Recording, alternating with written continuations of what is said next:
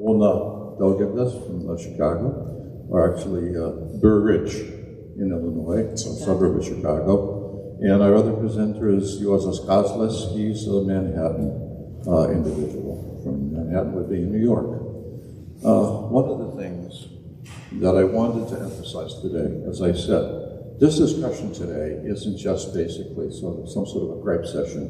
What it's intended to do is a search for the path forward that the Pope has called for. And one of the things that really needs to happen here, all the meetings of some of these proceedings begin with a prayer that's been used for synods for a long time. So I will begin with that prayer because this is intended to be, while it's in the nature, its nature is intended to be about the church in general and how it will actually react and be relevant in today's world. The issue is it's one prayer of faith. It's not just about us and in terms of, what kind of things we want that will happen. And the prayer is this. We stand before you, Holy Spirit, as we gather together in your name. With you alone to guide us, make yourself at home in our hearts. Teach us the way we must go and how we are to pursue it. We are weak and sinful. Do not let us promote disorder. Do not let ignorance lead us down the wrong path, nor partiality influence our decisions or actions. Let us find in you our unity so that we may journey together to eternal life and not stray from the way of truth and what is right. All this we ask of you, who are at work every place and every time. In the communion of the Father, the Son, forever and ever. Amen. So I will begin, and I'll give you a short prologue lietuviškai, and then we will continue in English. So, kai stovyklos rengėjų vardu Birutė Šležienė mane kvietė šiam pašnekesiui, aš buvau labai prieš. Mes lietuviai esam labai mandagus, tai iš karto buvo negali atsisakyti ir aš sakiau, gerai, aš pagalvosiu. Po savaitės aš jai skambinu pasakyti, kad aš atsisakau. Kad aš jau 2 metus seku sinodo medžiagą ir reikalas yra toks neaiškus, toks sausas, kad bus neįmanoma kažką protingo pasakyti. Bet aš nežinau, ką Birutė man pričiulbėjo, bet kai aš pagabinau ragelį, aš susivokiau, kad aš ne tik tai neatsisakiau, bet aš visai mielai sutikau. Ir kas dar įdomiau, per tą laikotarpį sinodo medžiaga pasidarė labai įdomi. Ir tokia įdomi, kad aš net 3 kartus turėjau savo pašnekesį trumpinti ir net iškirpti 2 labai gerus anekdotus, kurių jūs negirdėsit, nes aš turėjau per daug medžiagos. Tikiuosi ir jums bus įdomu. Tai dabar kviečiu jūs visus perjungti savo smegenyse lietuvių kalbos jungtuką, nes sklandumo dėliai Juozas ir aš mes toliau kalbėsim angliškai. So, by the way, the topic is so large and the time restrictions so tight that I will not say everything I would like to say. You will not hear everything you're hoping to hear. It would take 3 hours and we would be falling over unconscious. So it's going to be different. So, in one sentence, the Synod on Synodality is a 3-year process of listening and dialogue, emphasizing communion, participation, and mission on the road to a synodal church. A lovely sentence. But what does it really mean? Let's start with the title. The Synod on Synodality. 2 inscrutable words. For some reason, our Holy Mother Church is very fond of challenging vocabulary. So, synod from the Greek synodos corresponds to the Latin word concilium, council or tariba. And it's a general term for church gatherings under hierarchical authority for the discussion and decision of matters relating to faith, morals, and discipline. Synods can be diocesan, where there is only one voter, one decider, and that's the bishop. They can be plenary, where bishops of a certain region assemble and vote, or they can be general, where the bishops of the world congregate under the presidency of the Pope. The upcoming Synod on Synodality in October is one of these. But as you will see, it will incorporate elements of both the local and the regional synods.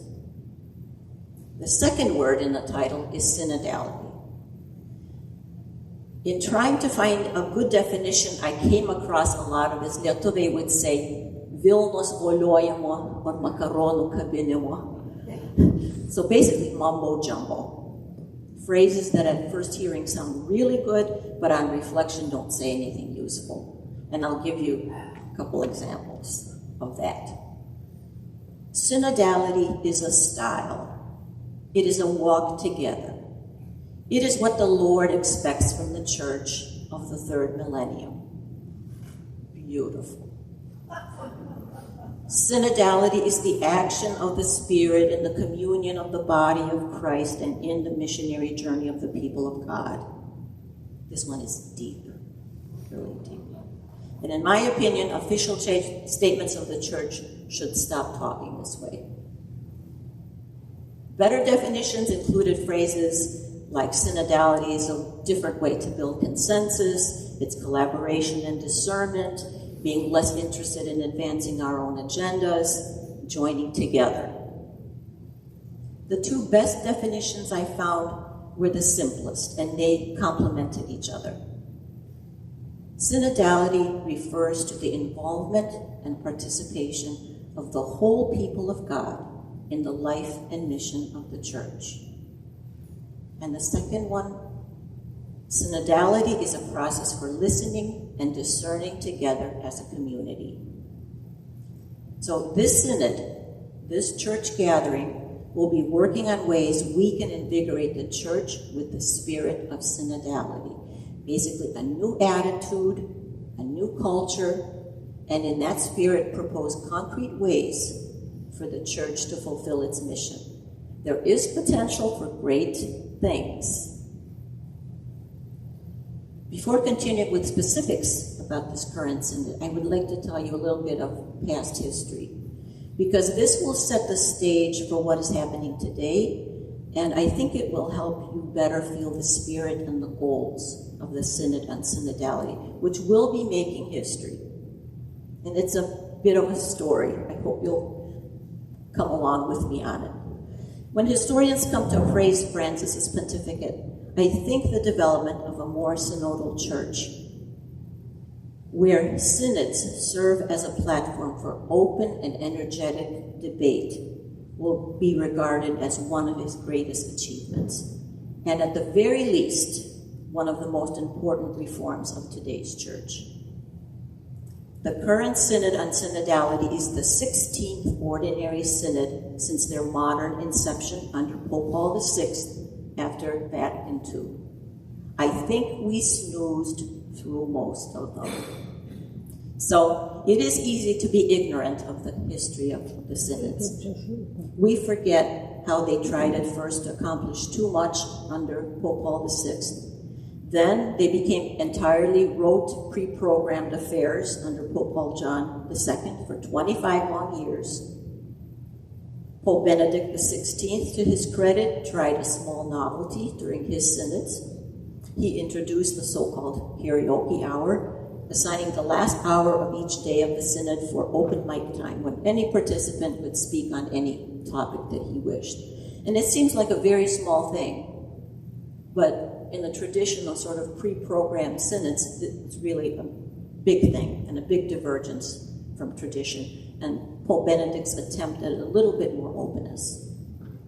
At most of these previous synods, the bishops would meet for 2 to 3 weeks at the Vatican, having had little, if any, real consultation with the faithful beforehand.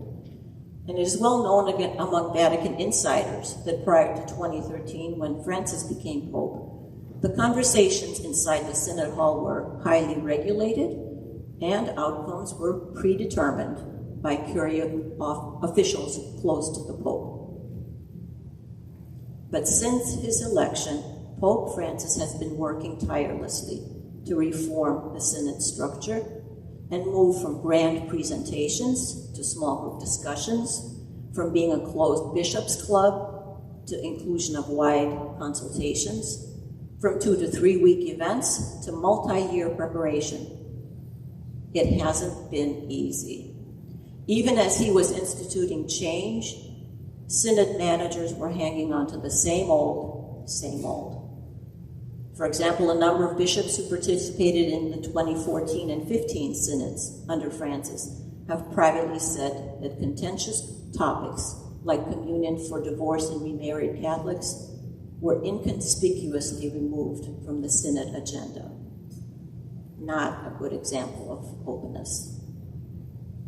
To understand how Pope Francis has changed the culture of the synod, let us go back to those 2014 and 15 synods and talk about one element that will give you a good picture of how things have changed. So let's talk about the participants and who got to vote. So the synod in 2014 was a 2-week-long preliminary synod on the family.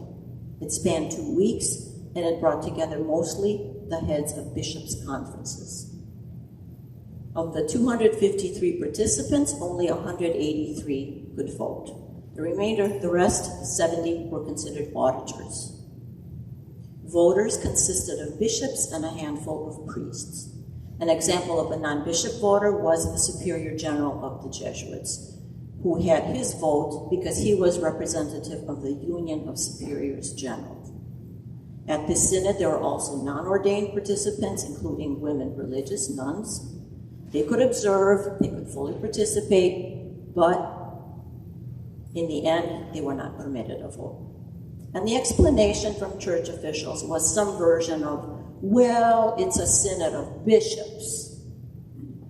The following year, 2015, a larger synod continues the topic of family life. In the intervening year, the synodal process had evolved. Lay people in local churches had been consulted. This was mostly new. The schedule was more intentionally structured, and there was focus on small group discussion. This was pretty new. But back to participants and voting. So in 2015, there are 270 bishops. 10 non-bishop participants were selected by the Union of Superiors General. They represent the male religious orders. One of them was the Prior General of the Little Brothers of Jesus. Brother Jansen was not only not a bishop, he was not an ordained priest. And yet, he was given a vote on the synod's final document. When this was brought to his attention during a press conference, he expressed his unease that he was able to vote, and yet religious sisters were not, and he couldn't explain it. Again, church officials would only say that, well, Brother Jansen's vote was an exception. And so exceptions for men continued. Now we're up to 2018 and the Synod on Youth. The same debate resurfaces. Advocacy groups for women's leadership are calling for participating women religious to vote on the final document.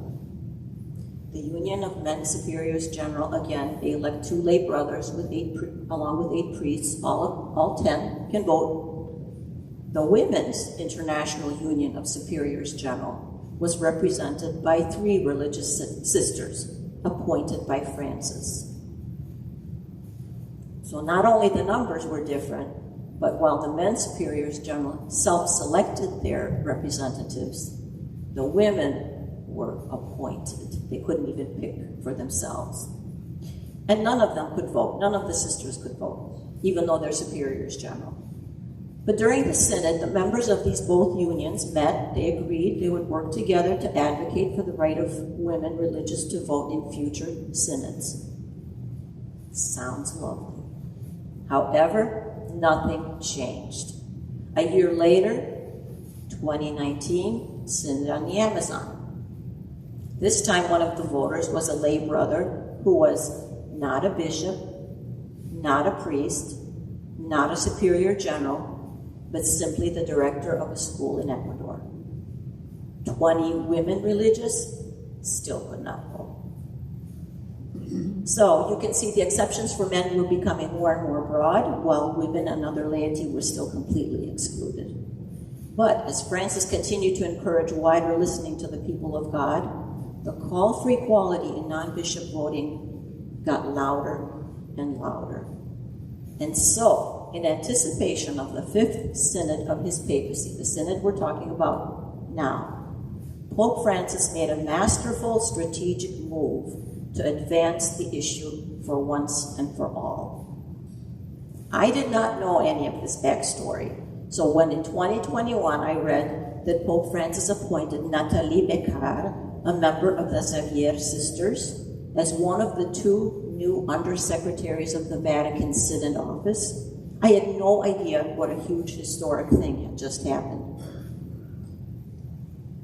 According to its official constitution, undersecretaries are considered members of the Synod Assembly and thus have the right to vote.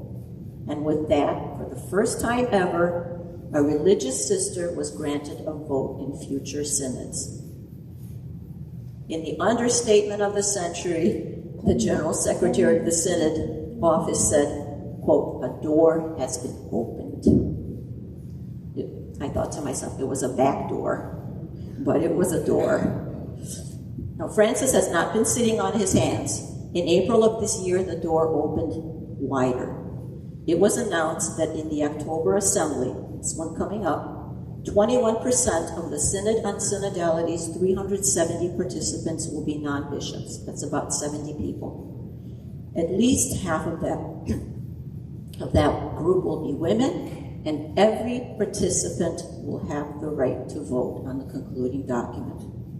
So to all the snoozers, wake up, sit up. In October, we will be witnessing history. So this is a little snapshot of how in the Vatican or in the church, things don't change until suddenly they do. So, now what about the Synod on Synodality? How is it actually happening? It is structured in 3 phases, 2 of which have been completed. The first one was the diocesan phase, which was a 2-year process, 2021-2022, that began with local dioceses and parishes all over the world, engaging in dialogue through listening sessions. Each diocese prepared a report of what was heard at these sessions and then sent them to their country's Conference of Catholic Bishops, who then aggregated them into a national summary and sent it to the Holy See in August of 22. That's August of last year. I was very curious to know how widespread the participation was in these listening sessions, because not a single person that I have talked to has heard of them, much less participated, except for Juozas. The statistics may surprise you. Based on the number of baptized Catholics, participation in, and I'm talking about the listening sessions now, based on the number of baptized Catholics, participation in France was 0.35%. Belgium, 0.5%.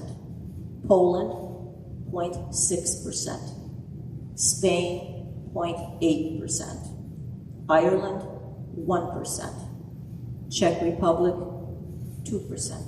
And these are all countries, mind you, that self-identify as majority Catholic, probably, or strongly Catholic. In the U.S., the individual I couldn't get a number for the entire United States, but the individual diocesan numbers were all in the 1% range for participation. So by percentages, participation was very, very low. But, there's a big but, these percentages represent hundreds and hundreds of thousands of participants, making this diocesan phase one of the largest consultation exercises in church history. It is still amazing. The goal of this local or diocesan phase was to provide a thoughtful and safe forum for people to really listen to each other while raising issues about the church. The hope was that people would focus less on their particular pet peeves and more on the larger church. And priests and bishop would gain insights on what was on people's minds. So basically, the Pope wanted people to listen to each other, and then for bishops to listen to the people. And I will show you. Okay. I want to show you an example of a diocesan report, and this comes from the Diocese of Cleveland. There's too much on the slides for all of you to read. I don't expect you to read them. It's just so you kind of get a visual of what they look like. And their conclusions are organized. It's very succinct and practical and pretty much to the point. His conclusions are organized along the three themes of the Synod: communion, participation, mission. And I thought that if this report is representative, the process is working really well. So I highlighted in red the first three, which are sort of very concrete suggestions.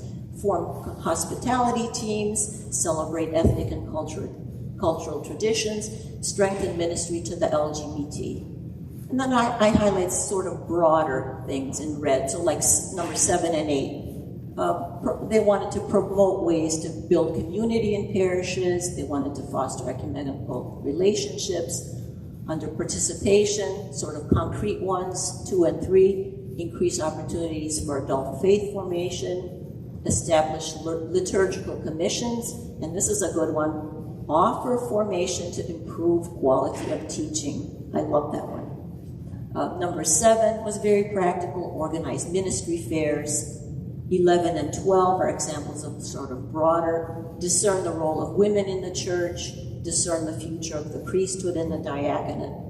Under mission, concrete ones, number 2, 4, and 5, form prayer teams, hold an annual convocation on best pastoral practices, organize a day of service, and broader ones like 7 and 11, continue with the synodal process, invite people back to church, and so on. So that was the diocesan phase. Next was the continental phase. This was the middle phase, where the world was grouped into 7 continental assemblies: North America, Europe, Asia, Africa and Madagascar, Latin America, Middle East, and Oceania, which is like Australia and that territory. Latin America has a very good tradition and lots of experiences as meeting as a continent, but for most of the rest of the world, this was pretty new. Each continental group picked its own place and date to meet, had its own organization and process, but each addressed the same issues. Most continental assemblies took place in person. Let's see, oops. Okay, this is North America. In North America, this continental phase took place as 12 virtual assemblies. So in North America, each diocesan bishop was asked to select 4 to 5 delegates, and together they registered for just one of these assemblies. For each assembly, small listening circles were formed, consisting of a mix of delegates from Canada, from the United States, men, women, lay, priests, different ages, different cultural backgrounds. It also sounds very lovely. Whenever I say sounds very lovely, you know there's a however coming. However, it seems that our bishops were a little reluctant to leave their comfort zones. A few did disperse into these mixed groups. The great majority, however, participated in small groups made up of other bishops. I read this and I thought, I cannot believe this. This is not synodality, which is trying to encourage real communion, real participation, real listening to others. Once again, it's simply hiding in a self-perpetuating echo chamber.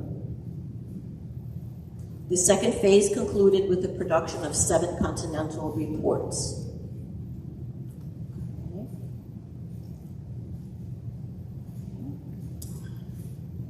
I hunted down the North American Continental Report, hoping it would be as down-to-earth as the diocesan report from Cleveland. However, I found it a 22-page collection of woolly phrases.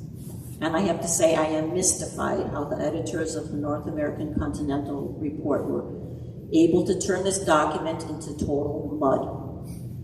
I really tried to extract some main points for this presentation, but I'm sorry, my brain began to explode, and I gave up, really. So, while each report raised issues particular to their part of the world, all 7 continental reports were united on 2 pressing concerns: the role of laity, and the role of women in the church. So from these 7 continental reports, a final document was prepared. And it was titled Instrumentum Laboris, Working Instrument. And this is the document from which the Synod's participants will work and discuss in October during the final or general phase. It consists of a section of text and then 15 worksheets, which are also a new introduction. There's 5 worksheets for each of the 3 priorities: communion, participation, mission of the Synod. And the idea is that these worksheets will help to better focus discussions and concretize ideas. And the topics addressed in the text portion of the Instrumentum Laboris, they do reflect a plethora of issues: addictions, social media and internet influence, annulments, gender ideology, inadequacy of priest preparation to deal with lots of things, including topics of sexuality and family life, the idiom of natural law, which was very different, for example, what the Africans saw as natural law and what sort of the Western world sees as natural law. Clarification of what is dogma and what is tradition, lay governance, women's diaconate, priestly celibacy, and more. Despite many, many good thoughts in the document, there's also the inevitable word salad with plenty of jargon and buzzwords. And in my opinion, the worksheets, while a very good idea in theory, mostly retreat to asking abstract questions, leaving all these specific concerns of the people not very well addressed. And I will give you 2 examples of worksheet questions. And as I said, they're grouped by 5 under community, participation, and mission. So this first question is from the section on community. Question: how can we be more fully a sign, an instrument of union with God and of the unity of all humanity? Second example, section on participation. Question: how can we walk together towards a shared awareness of the meaning and content of mission? Would any of you be able to discuss these questions and then come up with specific and practical proposals? I have, by the way, Shabila, if you could pass these out, I have a copy of one question that dealt with the women's issue question that you can read at your convenience. That worksheet, or one of the worksheets, it's not bad. It's reasonable. In the spirit of synodality, the Instrumentum Laboris does not present any of its issues as assertions or stances. It never says, we should start doing such and such, or we must change this or that. Instead, it expresses all concerns as questions that it would like the Synodal Assembly to address. How can we be more inclusive? What can we do, to enrich spiritual life? And I have to say that while that is in its own way kind of nice, but because not only this final document speaks this way, but the documents from phases 1 and 2 speak this way, what I am missing is that talking this way avoids naming the problem, owning the problem, taking responsibility for what's inadequate in the church. For example, I would like a nice declarative sentence that says, church attitudes are turning away, divorced, gay, fill in the blank, whatever. Instead, the document says, how can we be more inclusive? So the implication is obviously we are not inclusive enough, because it's asking how can we be more inclusive. But you have to figure out what the underlying problem is. So it's sort of, At any rate, the third and final phase, which is,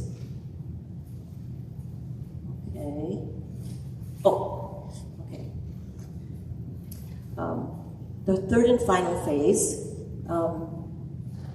the Synod, is happening in the fall. So all the snoozers who missed phases 1 and 2, you still have a chance to pay attention this fall. And a point of interest, Lietuva will send 2 delegates to the Synod. Archbishop Gintaras Grušas will participate as the chairman of the European Council of Bishops, and Bishop Algirdas Jurevičius from Telšiai as the delegate of the Lithuania's Conference of Bishops. I think there's some formula for every 25 bishops you can send 1 delegate. So Lietuva, it just gets 1 delegate. And how will the Synod, this last phase, work? In brief, the process of the Synod has been structured so that participants will move back and forth between plenary sessions and small group work several times for each topic under discussion. And it should be a very constructive format. And in their great wisdom, Synod planners have removed talking head bishops and engaged professional, experienced facilitators to manage these sections. And the hope is to replace rigid, predetermined conversations with open and dynamic ones. So during the first segment, the segment A that you see up on the screen, participants will identify meaningful, practical steps how we can grow as a synodal church. The second segment will take 11 days. It will be dedicated to working on the worksheets from the instrumental labores. Lots of work. This is the schedule. And the last 5 days will be dedicated to formulating conclusions from both segments. Proposals based on these conclusions will be forwarded to the Pope as recommendations. Since the Synod is by design only consultative, the Pope is not obliged to accept or obey any of the proposals.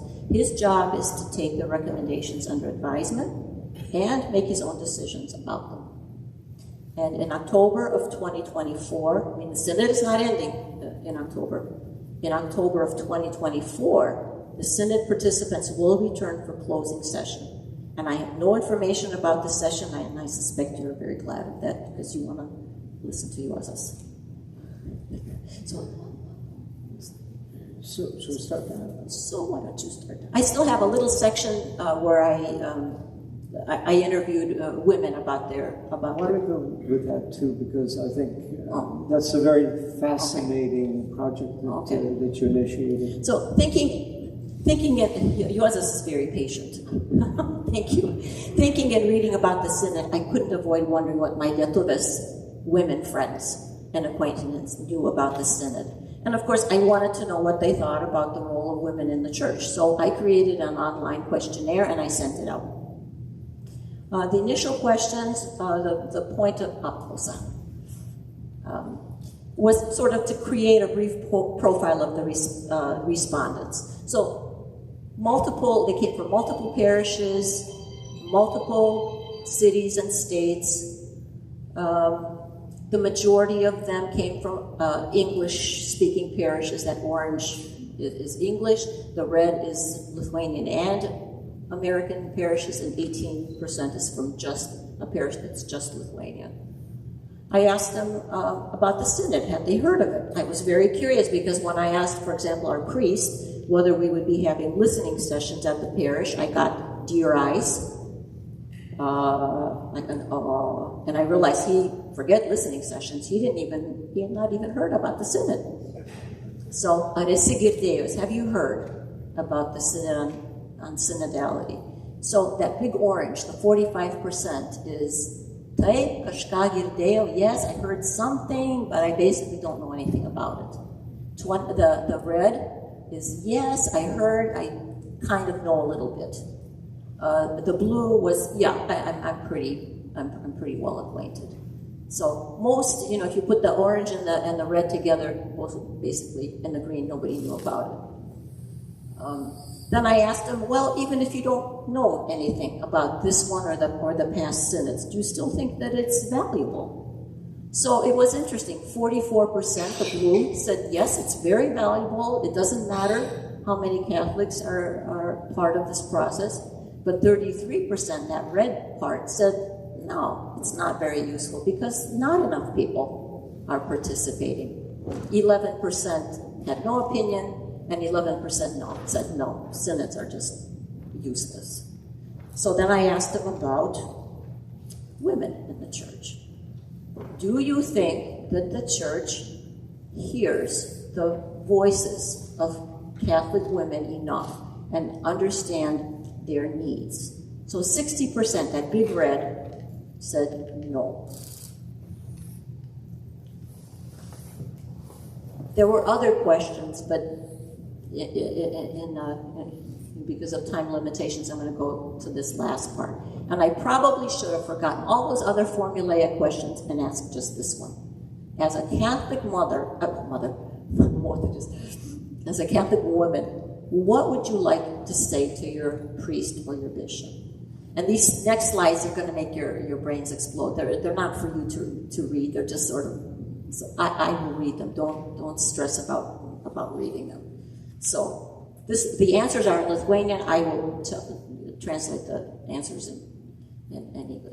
So the first one said, the teachings of the church should more closely harmonize with the teachings of Jesus about love. Take the LGBT. How can we officially push away people who are different? The church should try less to control people and act more according to Jesus' teachings. As for women priests, more and more I feel that our current priests totally don't understand me, my concerns, my life.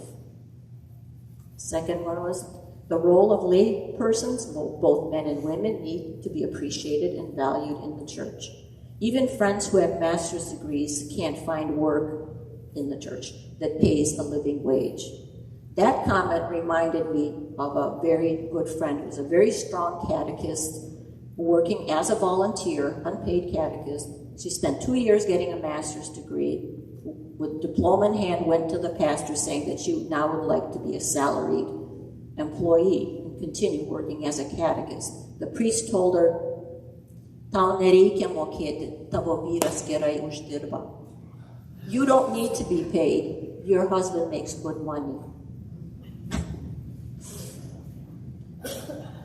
The third one, I apologize to English speakers because I could not translate this well enough to capture the spirit of what this person was saying. So you'll be patient with me. JAV ir LT vyskupai kaip grupė siekia konservatyvios politinės jėgos, kuri dažnai turi stiprų neapykantos atspalvį moterims vadovėms savo pasisakymuose ir sprendimuose. Tai yra nukrypimas nuo bažnyčios misijos evangelizuoti. Tai atstumia daugiau žmonių nei sekularizacija. Per epidemiją buvo pats įkarštis tos veiklos Lietuvoje. Mane stulbina, kad Lietuvos vyskupai mano, kad mišių nelankomumas nėra pasekmė jų išsidarinėjimo su šeimos maršais. O šeimos maršai were like a march for family, and it was basically against LGBT, like work for family. So, but the hidden message was that we're against the LGBT, kurie nebuvo oficialiai remiami, bet gavo labai daug pritarimo iš bažnyčios vadovų. Jie aiškina, kad problema yra žmonių atpratimas, kas yra neteisingas kaltinimas tikintiesiems už bažnyčios problemas. Vengimas priimti atsakomybę už blogą vadovavimą. Aš noriu kasdien byloti Evangelijos tiesą. I want to witness the truth of the gospel. Ir kad tik santykyje su Dievu pilnai gyvename. Bet vis rečiau randu tai misijai paramos iš bažnyčios kaip organizacijos. Jau negaliu tęsti darbo kaip kateketė, nes jaučiu atitolimą nuo bažnyčios dėl jos vyskupų atitolimo nuo Evangelijos.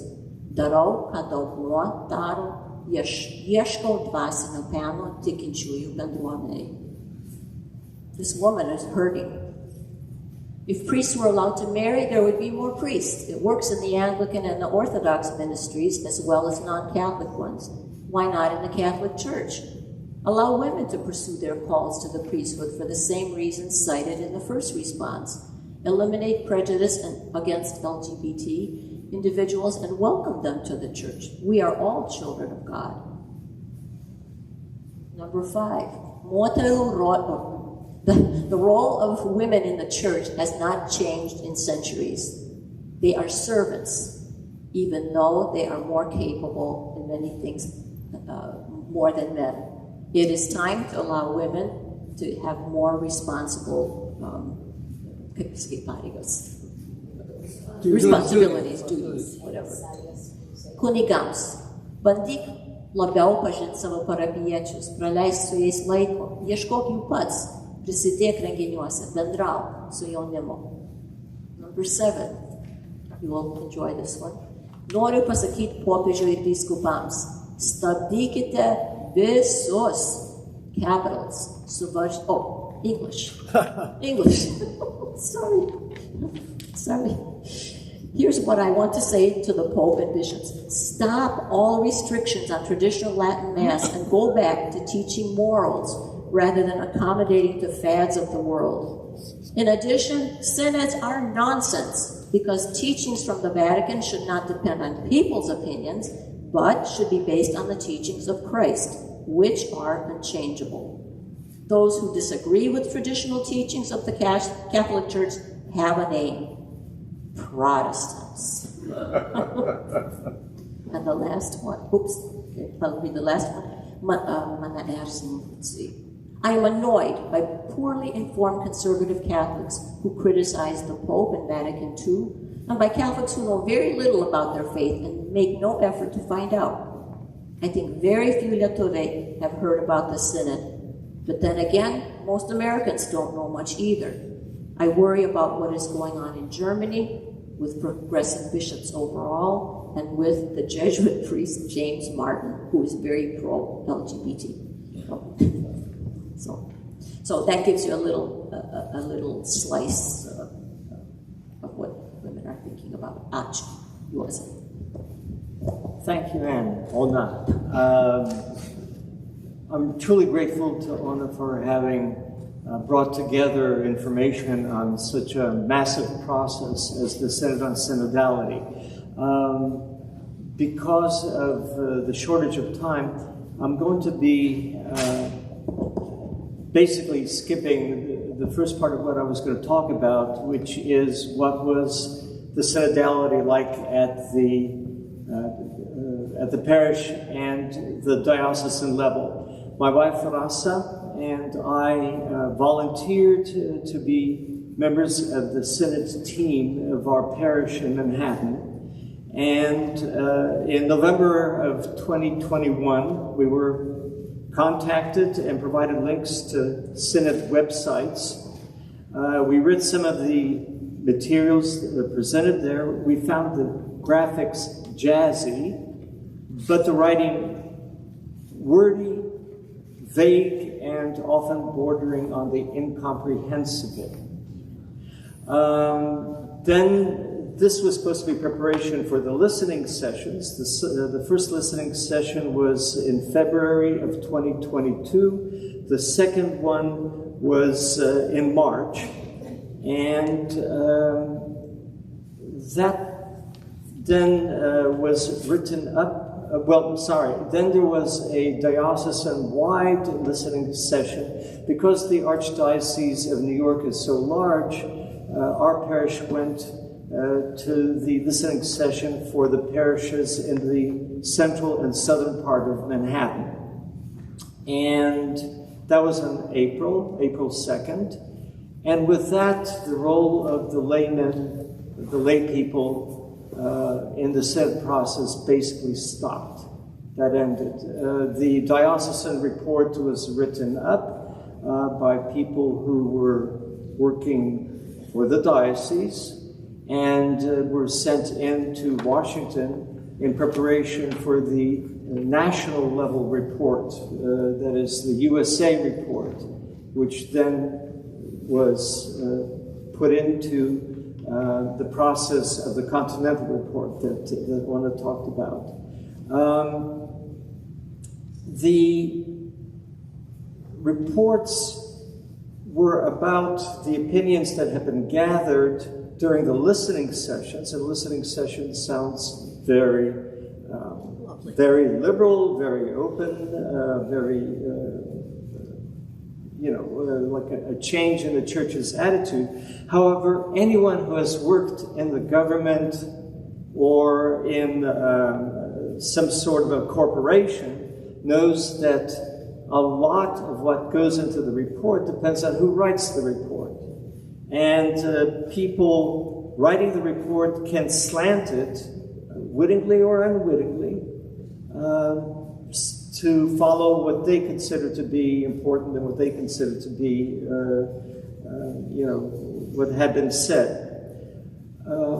To emphasize what I said about the role of the Catholic laity in New York diocese anyway, I asked our pastor, a very energetic, well-connected priest who had been in charge of all seminary education for the Archdiocese of New York.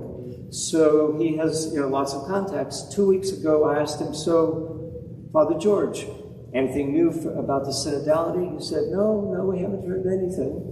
And certainly there's been not only no new information, but no initiatives and no projects which came out of this entire process.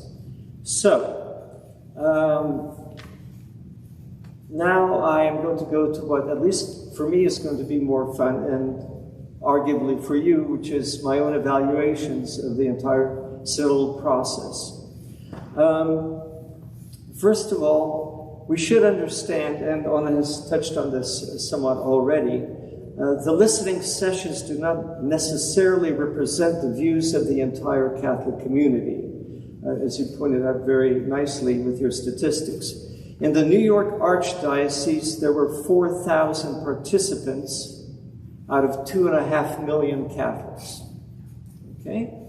In the United States, the national level synod, 700,000 participants out of 66.8 million Catholics. Okay. However, to be fair, the synods were not organized as a public opinion survey. They were meant to strengthen community and to solicit inspiration from the Holy Spirit. And this is repeated over and over again. And we know from the Bible that you can have a meeting of only 12 people and have inspiration from the Holy Spirit. So I'm not criticizing them for not being representative. I'm just saying, who knows what other Catholics who did not participate in the synod may be thinking.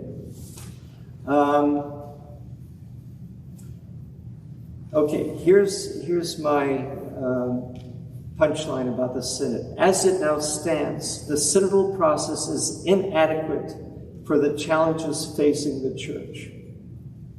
And the challenges facing the church, among other things, are a demographic tsunami. Some of the problems were included in the national and the continental reports, but were not stated fully. For example, the fact that young people are not really participating in the church as much as we would like was included in, I believe it was in the national report, as a source of great pain for many older community members. Quote, a direct quote from the report. I feel like a failure because I was not able to hand down my faith to my children. Okay. Human suffering is always something Christians should be concerned with. However, what is not included in the report is the results of a study, a sociological study by the University of Notre Dame, which found that roughly half of Catholic teenagers lose their Catholic identity by their late 20s. Okay, a moment of silent shock here in the room, I hope. Certainly when I read this the first time, I was very shocked.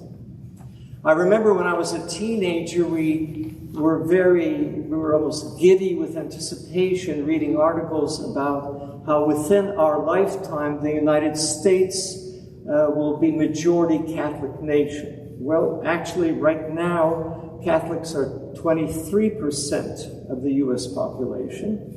And if the results of the Notre Dame study continue, eventually will end up 12% of the younger generation.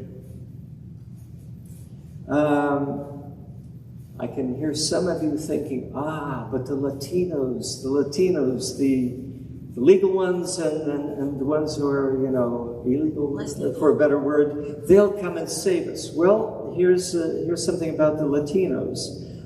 We all know evangelicals have been making inroads into the Latino community, but apparently the evangelicals have stabilized at around 15% of the Latino population. However, seculars, that is, people who don't necessarily belong to any religion, in 2010 there were 10% of the Latino population. Now, I believe the statistic is from 2020, they're almost a third of the Latino population. So, 15% evangelical plus 30% seculars, 45% of the Latino population is non-Catholic. All right, something else. The number of priests is dropping even faster. From 1970 to 2020, the number of priests in the U.S. dropped by 60%. 60%. The church in the U.S. is trying to lessen the shortage by recruiting priests from Africa and South America. And that leads to one of the complaints that was in our parish and then later was included, I believe, in the national report, that there are some complaints about the inability to understand the sermons. And Rasa and I have talked about, there's a really nice priest, from Africa, and we're listening to him, and we're straining, and we're trying to understand, and damn it, we can just barely gather a few points that he has made. Last statistic, the ratio of priests to Catholics is 33% of what it was in 1950. So, what does this mean, especially looking at the statistics on the priests? It's inevitable that lay people will play a far greater role in the church.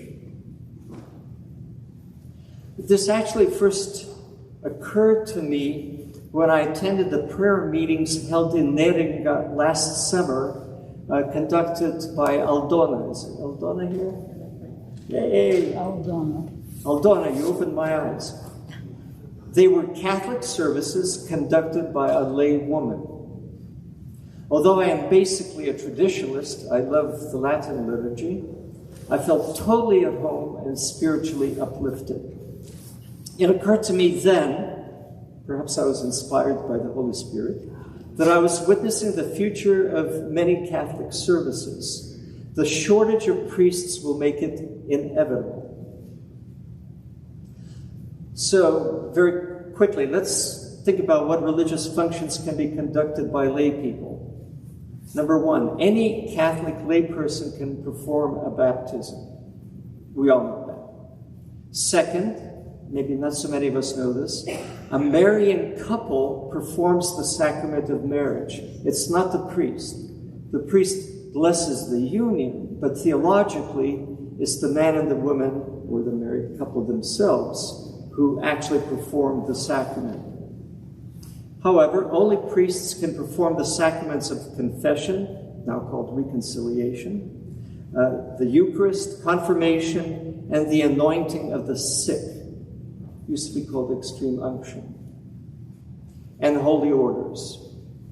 Since we are all used to lay persons, including women, distributing communion at Mass, one task will be to make sure that communion hosts consecrated by priests are made available to services conducted without priests. I can already see that in the horizon. Now, here's a more sensitive issue. If some of you rise in fury against me, you'll make for a really great discussion.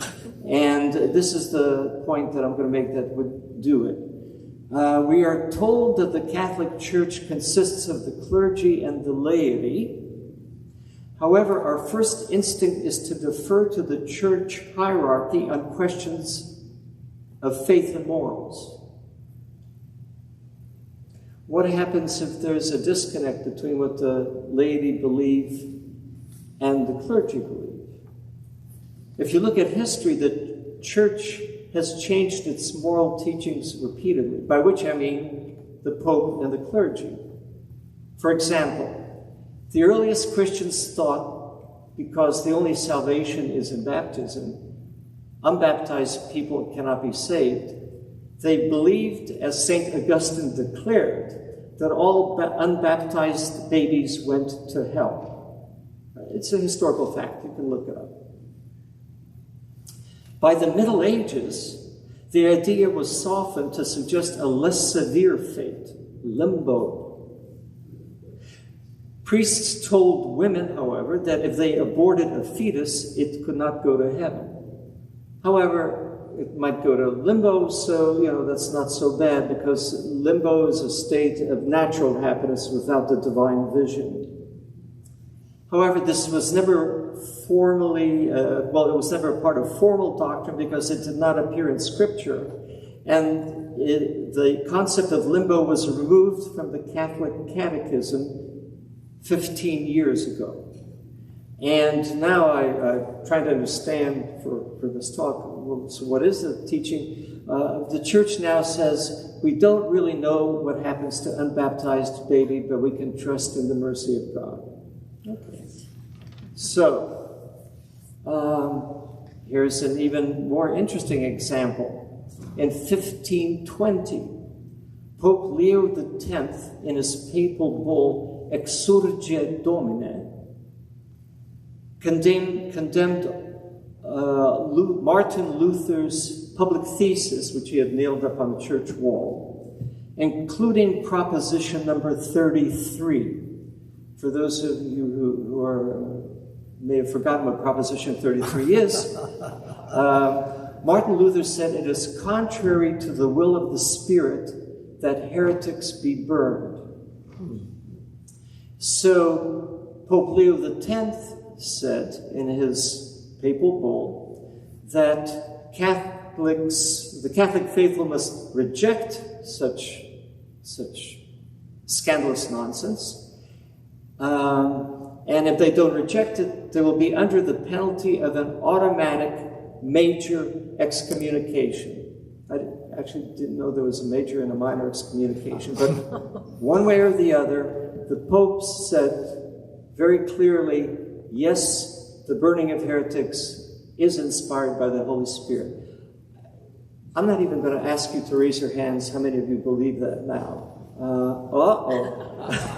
was just scratching my head. We must have a talk now.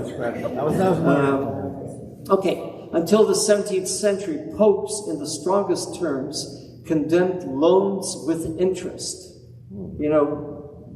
The Mohammedans, the Muslims, still are not allowed to do it, but Catholics until the 17th century also did not permit interest to be charged for loans.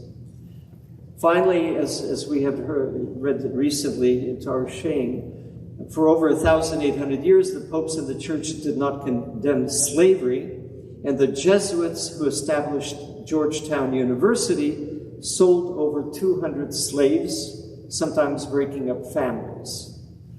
Nearly all the orders of the Catholic sisters, which were established in the United States by the 1820s, owned slaves. A historical study found that the Georgetown Visitation Sisters, who run one of the oldest Catholic elite girls' schools in Washington, owned over 100 slaves, sold dozens to pay debts, expand the school, and construct a chapel. And we all know about the Catholic clergy who ran schools for Native American Indian children and committed cultural genocide by permitting the use of the native language and customs. So, with this as a background, and I do this not to mock the church, but to say what I'm about to say really make sense, recent popes have promulgated what I consider two catastrophic mistakes in questions of moral theology. Number one, condemning contraception, and number two, condemning homosexual acts as grave sins and homosexual leanings as intrinsically disordered. Now, this is in the Catholic Catechism, which sums up what we as Catholics are supposed to believe.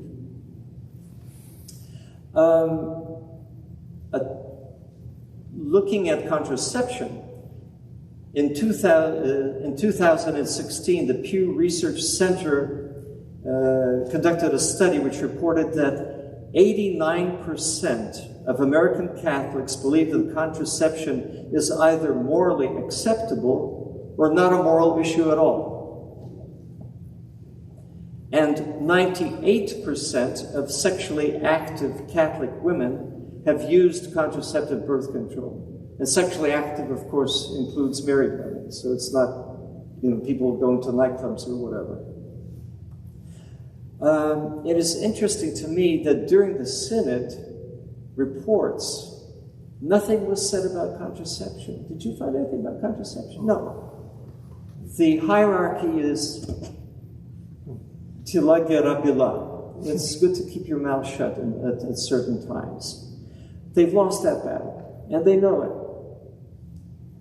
But they were imposing that moral doctrine on practicing Catholics, and therefore, I find it totally acceptable to question what the church hierarchy, including the Pope, says on moral issues.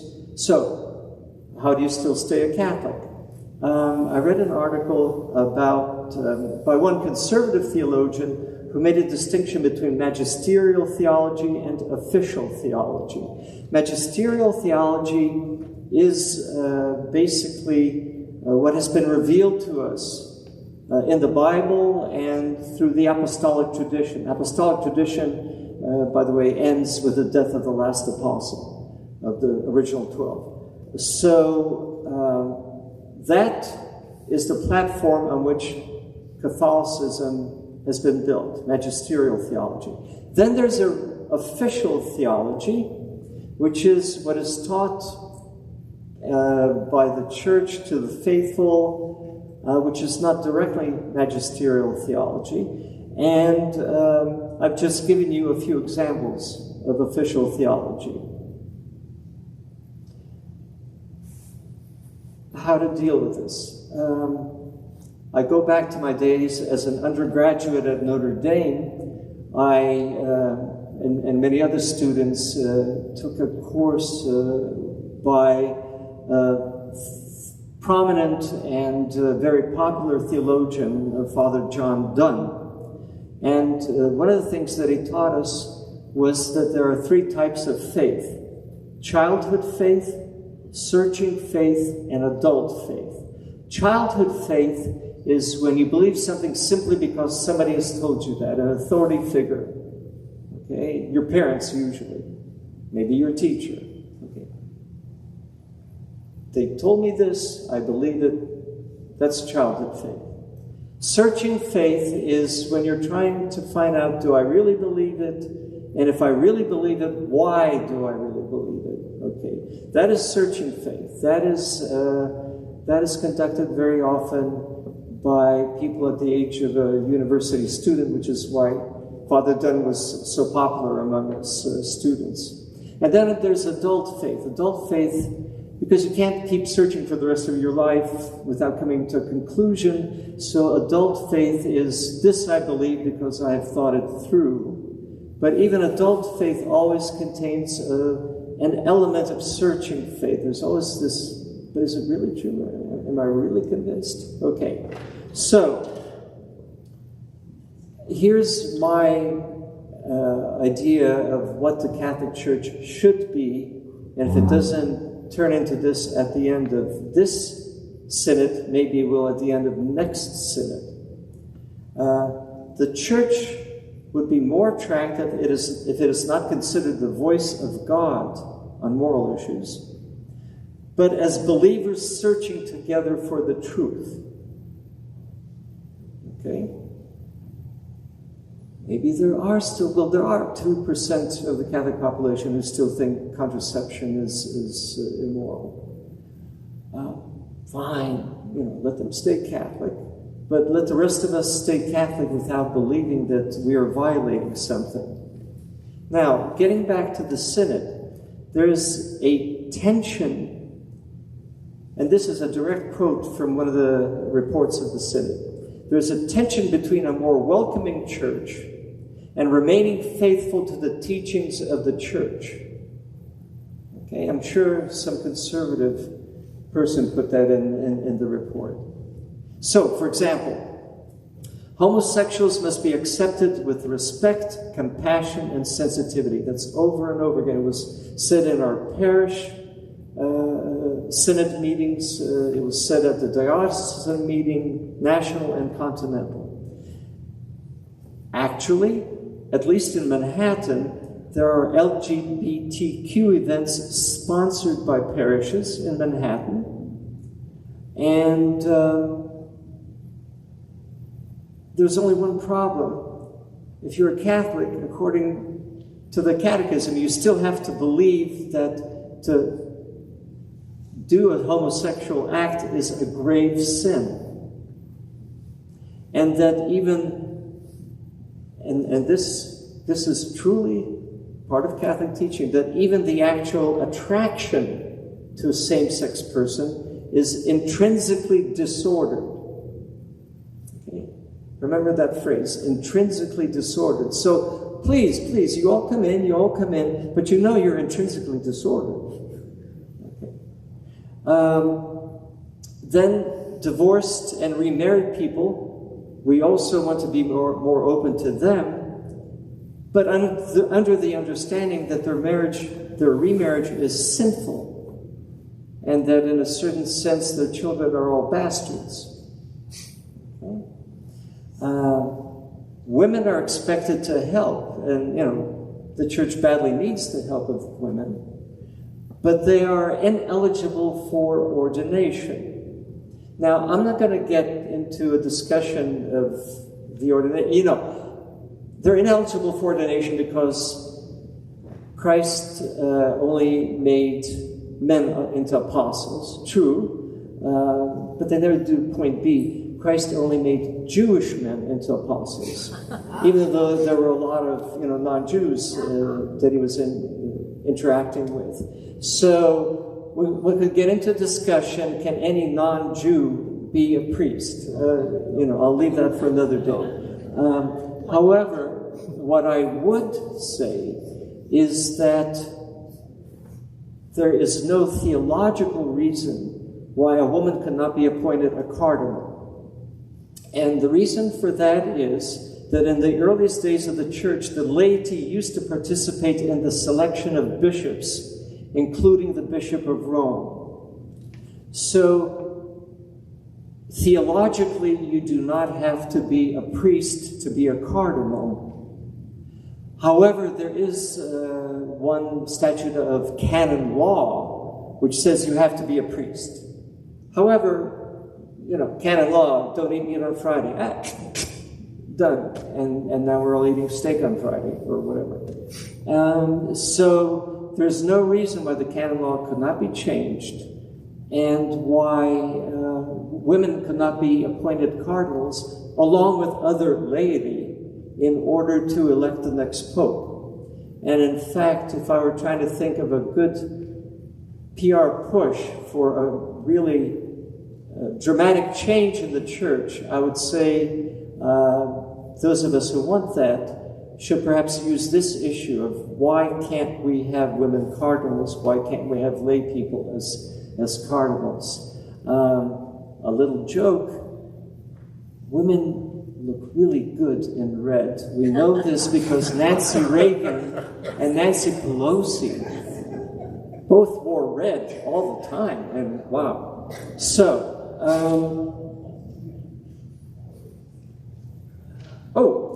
it's almost time to eat. I'm going to finish because I really wanted to have much more of a discussion on the synod, in keeping with what the synod is. A synod is all of us together, coming together and discussing things. So maybe over dinner, I don't know, there's 15 minutes left until 6 o'clock. I would say go for it. Okay, well, I don't want to, spout my opinions anymore. I want to hear some of you people spouting your opinions. Anybody? For sure. I think one of the problems too is that a lot of the people who participated tended very conservative, and I think that's going to also kind of sway the kind of recommendations they have. I said one of the problems is that many of the participants in giving the responses in the synod are conservatives. So I think what's going to happen is they're really going to sway the recommendations and issues. Is that correct?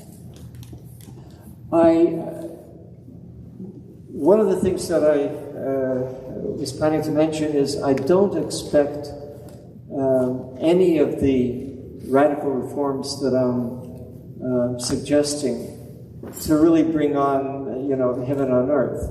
For example, yes, lay people should be permitted to vote for the next pope. But in the early days, there were actually riots between supporters of two papal candidates. So it's not like everything's going to be peace and quiet if you let lay people vote for who's going to be the next pope. There's also another problem now that the church is strongest, its growth is strongest in the third world, especially in Africa, I believe. And if that is true, they are hardline conservatives. So the only thing that I can say is, if you have a church which has different opinions, okay, what would then keep us united as a church, as opposed to being, different sects? For me, I've been increasingly impressed by the importance of the Eucharist. Sacraments in general. People talk about how they were ready to, in the parish meeting, there was one woman who said, several of my friends have left for the Episcopalian church down the street because they have better liturgy and in general, are more understanding. But I'm staying because of the Eucharist, because of the sacrament of the Eucharist. And that sort of rang a little bell with me. And increasingly, when I look at the documents and the statements of the people, it's communion. It's communion. Strangely enough, I don't know, maybe people don't commit sins anymore, but nobody talks about how I really feel cleansed when I go into the sacrament of reconciliation. I'm sure many people do. It's just that publicly, what is most talked about is the Eucharist. And so, if you have people, church hierarchy, and ordinary believers in Africa who are really hard-line on everything, contraception, homosexuality, and so forth, then how are we in the same church with them if, like the German bishops have now said that they will bless homosexual weddings, same-sex weddings? The one thing that still unites us is the sacraments, I would say. Quick question on one of what should be maybe one of the easier reforms, celibacy. I mean, from what I understand, Catholic priests can marry because Eastern Rite Catholics of the Uniate Church are allowed to marry, and we consider them Catholics. I don't know what the situation is with Maronites and the other Eastern churches that are in communion with Rome. But why is it that they can't make this one step, which to me, from a canonical and from a historical point of view, would be one of the easiest reforms to make? Salio, I've been asking myself that for years and years. You're absolutely right. When I was like in the, 5th grade, I met a Ukrainian American girl in Ohio whose grandfather had been a Catholic priest, and I mean a real Catholic priest. And yes, I don't understand at all. By the way, one of the things that I also don't understand is this whole fight now where apparently Pope Francis is trying to tamp down the traditional Latin Mass. Dear God, there's such a variety of liturgies. The Ukrainian Mass is totally different from the Roman Catholic Mass. And I remember in 1963 I was invited to go to St. Peter's Basilica because the Ethiopian seminarians and clergy were putting on their annual Mass for the Pope. They were the one seminary which was located in the Vatican grounds because Mussolini had attacked Ethiopia, and so the Ethiopians were given sanctuary in the Vatican. And I went there, and this is when everything was still, traditional Latin. And oh my God, they came out, bongo drums, hitting, all sorts of metallic objects that made clinking noises. This is something that's been going on at least since 1963 when I saw it personally. And now we're worried whether we'll be having too much Latin Mass or what. I just don't understand some things. I just don't. On another topic, I wanted to just raise the question, if it's a false dichotomy, whether laity versus bishops, I kept hearing that kind of said, so the bishops have the power. That's the dichotomy, power and not power. But the bishops themselves aren't a homogeneous group, and neither are our laity, as we've just heard, Latin Mass versus not Latin Mass. The bishops themselves have huge issues on certain topics. They had a very painful discussion about communion for politicians who vote for, federally for abortion. Okay, that was painful. They're divided as much as the laity. And we have bishops who are good listeners, and we have bishops who aren't. So I just wanted to be careful about that dichotomy. They are the ones with power. That's the bigger dichotomy, but I think they're not uniform in their thinking. They would agree or disagree on different points you've made. I think they're humans too, and they've dedicated their lives to, these topics. That's probably why the language has a certain flair. It's language that theologians speak and repeat, and it's the same problem, I think, in business, where you have some leadership that's good at listening and some that isn't, So just my thoughts. Point well taken. I'm basically talking about whoever it is that establishes official theology, and in most cases it's the Pope. But yes, and certainly we find that in the Synod, on synodality process, a lot of bishops have been basically passive resistance. Wouldn't you believe? Would you?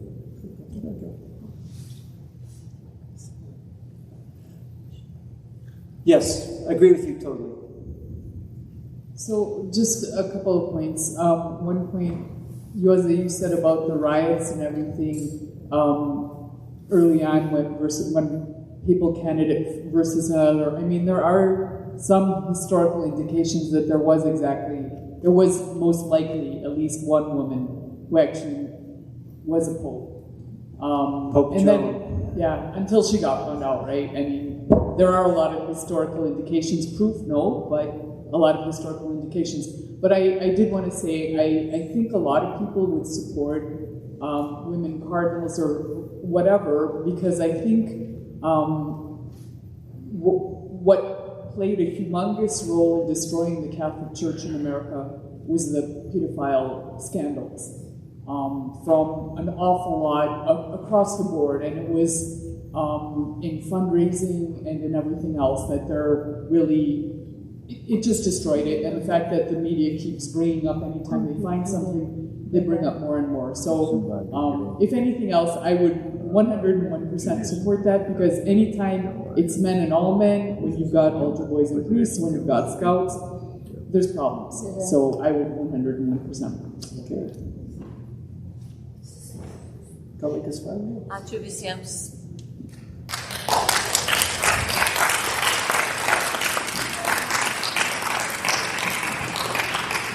I don't have a microphone, but Teisybė, kad this truth hurts. We have to live with it. And I think all of us, it isn't a question of whether you're a Catholic or not. It is a question of we're thinking through the path that has to get there. And there's been a lot of information presented today where the process basically, it's a beginning. There's no way to think about it other than the beginning. It has opened up something, not quite as well as we would like, but I think Juozas is right. Perhaps the next synod is going to be that much more productive, provided that either Francis is able to have the longevity genes, or perhaps, as he's trying to do, to make sure that the successor is shored up sufficiently in order to carry this type of church forward. So it's thank you very much for your extensive research, for your thoughts and everything else, and we can exist with